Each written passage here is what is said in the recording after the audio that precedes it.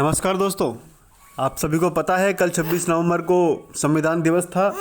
वहाँ पर माननीय प्रधानमंत्री जी और माननीय चीफ जस्टिस ऑफ इंडिया दोनों उपस्थित थे। प्रधानमंत्री जी ने कहा कि आज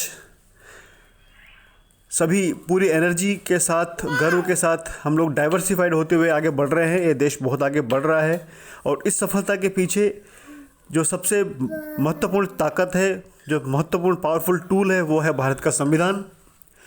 और उन्होंने आगे कहा कि we the people is not merely 3 words, it is an exhortation, a promise and a belief. उन्होंने कहा कि जो भारत की प्रस्तावना में 3 शब्द हैं, we the people of India, जहाँ से प्रस्तावना शुरू होती है, वो सिर्फ 3 शब्द नहीं है। ये हैं एक एक्सोर्टेशन है, एक वचन है और एक विश्वास है। और हमारे संविधान की जो इथोस है वो भारत के इथोस में निहित है। इसीलिए भारत पूरे दुनिया के लोकतंत्र की माता कहा जाता है। और प्रधानमंत्री जी ने फिर बोला कि व्यक्ति हो या संस्थाएं, हमारे दायित्व ही हमारी पहले प्राथमिकता है। नित्य नए अवसर बन रहे हैं, भारत हर चुनौती को पार करते हुए आगे बढ़ रहा है।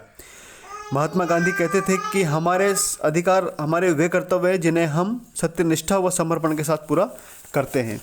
प्रधानमंत्री जी ने मौलिक कर्तव्यों के पालन के ऊपर भी बहुत जोर दिया। उन्होंने कहा देश को अधिक ऊंचाई पर ले जाने के लिए मौलिक कर्तव्यों का पालन करना नागरिकों की प्राथमिकता होनी चाहिए। कर्तव्य के पथ पर चलकर देश विकास की नई ऊंचाइयों को प्राप्त कर सकता है। और साथ ही कुछ ई कोर्ट के प्रोजेक्ट भी कल लॉन्च किए गए थे।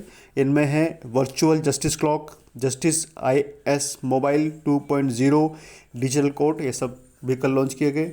और इसी बीच माननीय चीफ जस्टिस ऑफ इंडिया भी उपस्थित थे। उन्होंने कहा कि एक संस्थान समय के साथ तभी फलता फूलता है जब वह लोकतांत्रिक रूप से कार्य करता है। संविधान संस्थागत विचारों व सामाजिक वास्तविकताओं के बीच की खाई पाटने के लिए विधायिका, कार्यपालिका और न्यायपालिका को जिम्मेदारी सौंपता है। इसी बीच कार्यक्रम के दौरान माननीय प्रधानमंत्री जी को माननीय चीफ जस्टिस ऑफ इंडिया द्वारा एक स्मृति चिन्ह भी भेंट किया गया।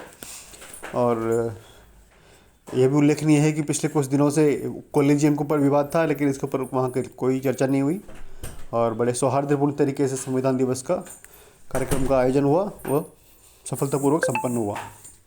धन्यवाद।